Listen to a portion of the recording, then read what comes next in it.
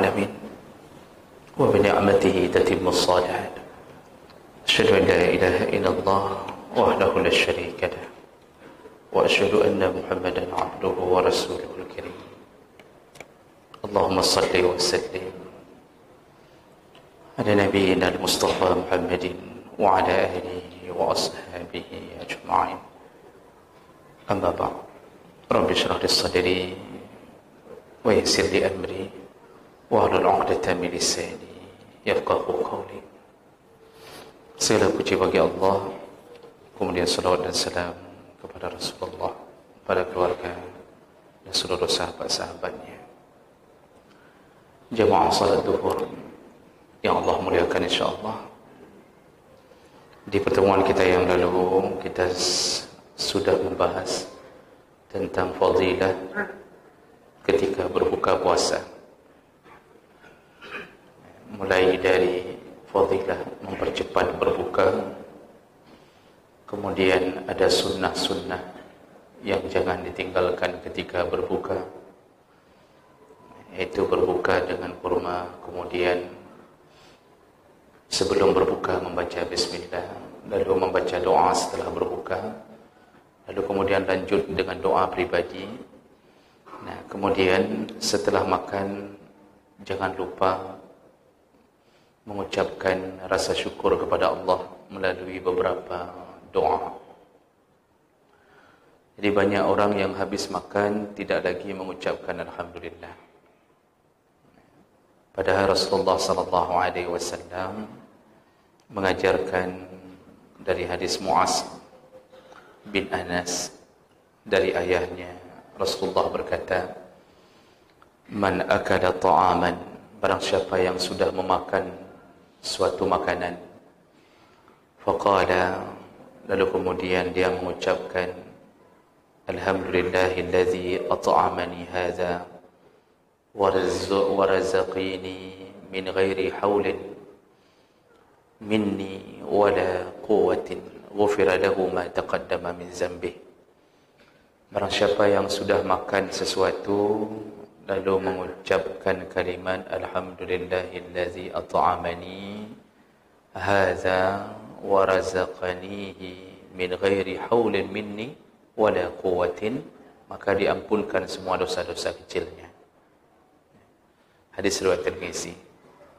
Ada doa yang lain, ya. Alhamdulillahillazi at'amani wa saqani wa ja'alani minal muslimin. Itu juga boleh diucapkan, atau dalam hadis yang lain paling kurang alhamdulillah. Dalam hadis riwayat Muslim dari Anas bin Malik radhiyallahu anhu qala, "Innallaha la yarda 'anil 'abdi ay ya'kula al-aklah fayahmaduhu 'alayha aw yashrabu syurbatan fayahmaduhu 'alayha." Kata Rasulullah, sesungguhnya Allah menyukai hamba yang apabila selesai makan dia mengucapkan alhamdulillah, dan selesai minum dia mengucapkan alhamdulillah. Jadi kalimat ini jangan lupa. Jadi jangan sampai merasa bahwa kalau dalam Ramadan semuanya diringankan Allah, sampai diringankan enggak perlu ucap alhamdulillah. Jadi jangan salah faham sampai segitunya. Tetap disuruh baca bismillah, disuruh baca alhamdulillah, itu tetap dalam kondisi apapun. Baik, jemaah belakang Allah, selanjutnya kita akan masuk pada pembahasan fadilah bersedekah dalam Ramadan. Fadilah sedekah ini banyak. Jadi pembicaraan tentang sedekah itu banyak sekali fadilahnya. Karena salah satu amalan penyelamat dari api neraka adalah sedekah. Dan dia pula yang menjadi angan-angan orang yang sakaratul maut. Dalam surah Al-Munafiqun ayat 10 Allah mengatakan, "Wa anfiqu mimma razaqnakum min qabli an ya'tiya ahadakumul maut fayaqula rabbi laula akhartani ila ajalin qarib la asaddaqa wa akum minas salihin." Kata Allah, berinfaklah, bersedekahlah sebelum datang kematian kepadamu. Karena orang yang mau mati ketika sakaratul maut, kalau dia termasuk orang yang kurang sedekahnya, maka dia akan berkata, Rabbi, laula akhartani ila ajalin qarib. Ya Allah, seandainya engkau memberiku kesempatan sebentar saja, seandainya engkau memberiku 5 menit saja, artinya tunda dulu sakaratul maut ini, apa yang mau dilakukannya? La as-saddaqah, biarkan aku bersedekah. Jadi dia tidak minta untuk salat 2 rakaat, dia tidak minta untuk melanjutkan puasa, tapi yang dia minta, biarkan aku sebentar ingin berwasiat untuk bersedekah. Ini perkataan orang yang sedang sakaratul maut. Dari siapa keluar kalimat ini? Dari mereka yang kurang sedekahnya selama hidup. Makanya sedekah ini amalan terhebat, amalan sunnah terhebat. Sampai Rasulullah mengatakan, ittaqun nara walau bisyaqqi tamrah. Lindungi dirimu dari api neraka walaupun hanya dengan menyedekahkan sebutir kurma. Jadi fadilah ini banyak sekali, banyak fadilah sedekah. Cuma kita kerucutkan pembahasan sedekah dalam Ramadan. Kira-kira seberapa dahsyatnya. Jadi kita tidak bicarakan sedekah secara umum, tapi sedekah dalam Ramadan. Fadilah bersedekah dalam Ramadan. Yang pertama, fadilahnya, barang siapa yang bersedekah dalam Ramadan, sungguh dia telah mengikuti sunnah Nabi-Nya. Dan orang yang selalu senantiasa mengikuti sunnah Nabi-Nya, maka dia telah membuktikan cintanya kepada Rasulullah. Dan barang siapa yang telah terbukti cintanya, maka dia akan bersama Nabi di surga nantinya.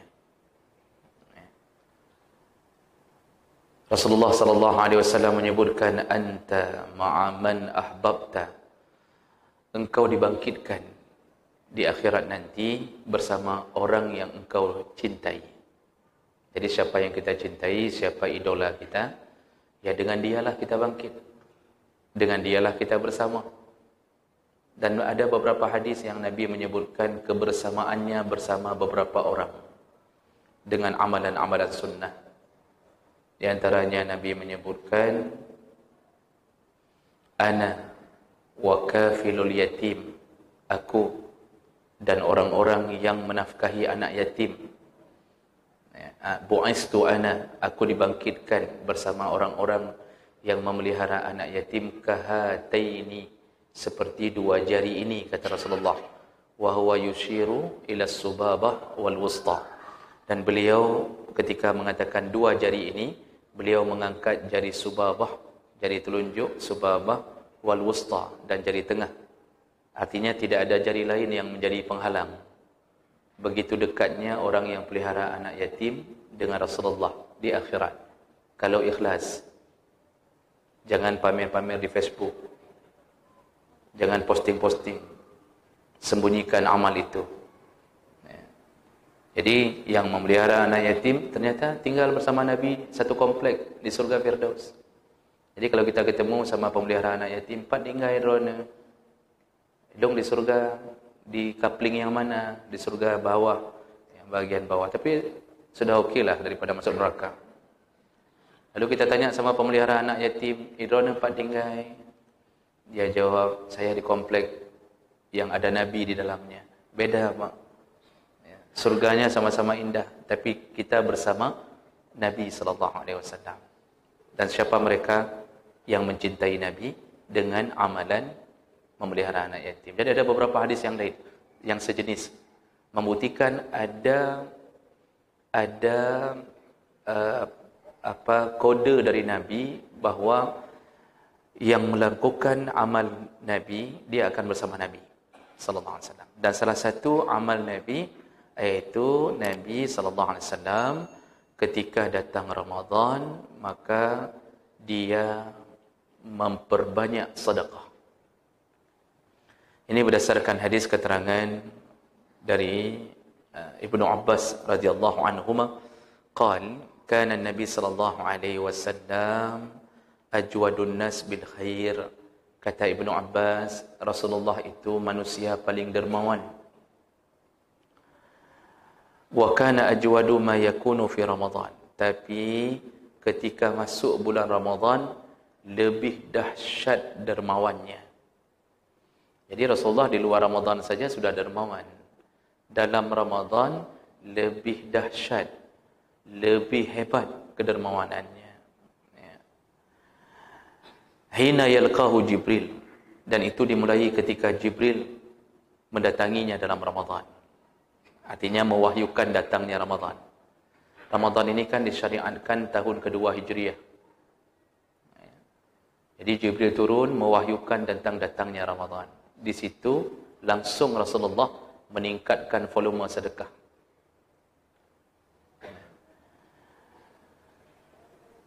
Ada orang yang membalikkan keadaan. Begitu Ramadan meningkatkan volume wang masuk, bukan wang keluar. Jadi menganggap Ramadan sumber penghasilan. Rasulullah Ramadan mengeluarkan harta. Jadi metode hidupnya 11 bulan cari nafkah, habis-habisan di 1 bulan. 11 bulan juga sedekah, tapi habis-habisan di 1 bulan, yaitu Ramadan. Kita 11 bulan sebahagian ada yang malas-malasan cari nafkah. Begitu masuk Ramadan, semangatnya mencari nafkah luar biasa. Itu mulai dari belanja pagi, kemudian pulang tek-tek sayur, pokoknya di tek-tek saja. Kalau yang jualan pecel, jualan lontong, mi caluk, segala macam, semangat sekali, belanja semangat, pulang semangat. Nah, kemudian duhur tidak berjamaah karena sudah lelah tek-tek tadi. Sudah capek, potong sayur, potong cabai, capek. Begitu azan duhur, tidak sanggup. Nah, kemudian tidur sebentar, bangun jam 3, baru salat duhur. Langsung setelah itu, dorong gerobak menuju ke pasar. Kata mamaknya, kita keluar jam 3 aja nak. Jam 3 udah ada yang belanja. Orang yang enggak puasa itu udah mulai belanja. Mamak ni keturunan iblis, berada dalam Ramadan. Jadi jemaah Allah Subhanahu wa taala, masya-Allah, dorong gerobak salat asar tidak tahu di mana. Kalaupun ada, mungkin salat sendiri. Lalu kemudian mulai jualan, sibuk, keluar kalimat selalu piuh. Itu salat asar entah di mana tadi. Yang penting piuh. Itu kalau meninggal orang mengucapkan, nak ucap la ilaha illallah, pasti nanti dia terucap piuh. Itu yang model-model enggak salat dalam Ramadan. Sampai berbuka, orang masih belanja, dia masih menyediakan. Buka puasa pun enggak sempat. Lalu dia dorong gerobaknya balik ke rumah. Menjelang Isya, Maghrib hana mepat, Isya kecapean, lalu enggak sanggup tarawih. Berhari-hari dalam Ramadan dia ulang kegiatan itu. Subhanallah. Ramadan menjadi uang masuk. Lalu dia tidak melakukan apapun untuk Allah. Inilah tipu daya yang paling banyak terjadi. Bukan tidak boleh cari rezeki, boleh. Jadi jangan mengira haram cari rezeki dalam Ramadan. Tidak. Malah itu penghasilannya lumayan. Cuma jangan lupa, Ramadan Allah kirimkan bukan untuk itu. Ramadan Allah kirimkan untuk ibadah, untuk menyelamatkan kita. Seharusnya kalau kita balik 11 bulan kita habis-habisan cari rezeki, tapi tabunglah untuk Ramadan. Jadi Ramadan sudah ada tabungan sekitar 3 juta, 5 juta untuk Ramadan. Begitu Ramadan, keluarkanlah. Berikan apapun. Sehebat mungkin. Kalau bulan-bulan biasa mungkin sedekah kita 200 ribu per bulan. Ramadan itu harus 10 sampai 20 kali lipat. Kenapa? Karena tidak berlaku lagi catatan pahala biasa, tapi sudah suka-suka Allah. Jadi enggak berlaku lagi yang 700 kali lipat maksimal, enggak berlaku. Suka-suka Allah. Fa innahu li wa ana ajzi bihi, kata Rasulullah, kata Allah dalam hadis qudsi, Ramadan itu milikku, suka-suka aku, mau membalas berapa. suka-suka. Jadi ini yang seharusnya kita fikirkan. Jadi Rasulullah itu habis-habisan sedekah dalam Ramadan. Kemudian ada hadis riwayat Tirmizi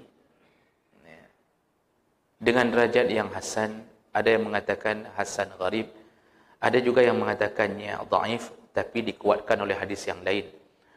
Dari Anas bin Malik radhiyallahu anhu qala, su'ila Nabi sallallahu alaihi wasallam, Nabi pernah ditanya, ayyus shaum afdal ba'da Ramadan? Puasa apa yang terbaik setelah Ramadan? Faqala Sya'ban li ta'zim Ramadan. Di luar Ramadan puasa terbaik adalah puasa Sya'ban. Ini jawaban pertama Nabi. Kemudian qila, ditanya lagi, fa ayyu sadaqah afdal? Kapan sedekah itu terbaik?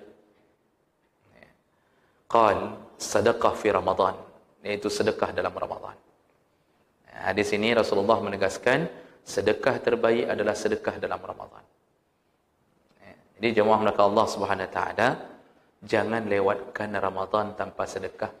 Tinggal 21 hari lagi yang belum sempat sedekah, saatnya habis-habisan sedekah. Apalagi di malam-malam yang kita menunggu-nunggu Lailatul Qadar. Jadi tidak mesti siang sedekah, malam pun sedekah.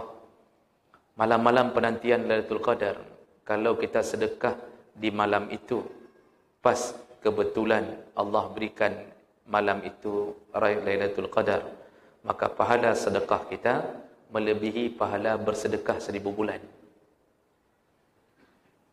Jadi seakan-akan kita melewati batasan 83 tahun bersedekah. Bisa bayangkan bagaimana pahala orang 83 tahun bersedekah. Padahal umur kita baru 45. Ada yang 55. Ada yang 65. Tapi belum sampai 83 tahun. Tapi sekali sedekah di malam-malam 10 terakhir, pahalanya melebihi 83 tahun bersedekah. Maka 10 terakhir Ramadan nanti, Pak, yang mau sedekah untuk sahur itu dianggap sedekah. Kalau dapat Lailatul Qadar, itu sedekah Lailatul Qadar itu. Atau berikan malam kelilinglah, buatlah paket. Buat paket Bapak Ibu maka Allah. Di dalamnya mungkin perlu gula, minyak, telur atau sirup untuk orang miskin berhari raya. Biar mereka tersenyum di hari raya, enggak usah mikir lagi. Kalau yang mau belikan kuih, belikanlah kuih. Tinggal tunjuk-tunjuk, tapi bawa wang. Jangan tunjuk-tunjuk saja enggak ada wang. Kasih ke orang miskin, biar mereka tersenyum. Jangan di rumah kita saja, di depan kursi Jepara, ada satu meja penuh dengan toples. Masya Allah, makanan luar biasa. Di depan rumah orang miskin, di rumah orang miskin, enggak ada apa-apa. Orang miskin mau datang ke rumah kita segan, mau buka pintu pagar enggak bisa buka karena otomatis harus pakai remote dulu baru bisa buka. Nah, mau masuk segan rasanya kena granit. Dia enggak dapat, kita tidak ditemui oleh orang miskin, maka sedekahlah 10 terakhir Ramadan. Lakukan di malam hari boleh, di siang hari boleh. Kalau malam hari, insya-Allah kalau setiap malam sedekah, pasti kena sekali sedekah Lailatul Qadar, pasti kena. Jadi jangan mengira malam Lailatul Qadar itu hanya salat yang dihitung, tidak. Semua amal, para ulama mengatakan semua amal. Jadi yang sempat sedekah, pahalanya sedekah 1000 bulan. Yang sempat baca Quran, maka pahalanya melebihi seakan-akan membaca Quran 83 tahun dan seterusnya. Jadi jemaah maka Allah, siapkan harta kita. Jangan keluar dari Ramadan kecuali kita menghabiskan harta untuk membuktikan cinta kita pada Nabi sallallahu alaihi wasallam. Jadi jangan bilang-bilang aja cinta Nabi, tapi create mati. Orang create, apalagi yang mati create. Maksud create mati itu create sampai mati. Enggak usah ngaku-ngaku cinta Nabi, kerana mencintai Nabi bukan di mulut. Cintai Nabi itu dengan amal. Dengan amal mencintai Nabi. Maka Nabi, apa yang Nabi contohkan pada kita? Beliau bersedekah dalam bulan Ramadan, melebihi sedekah di hari-hari yang lain.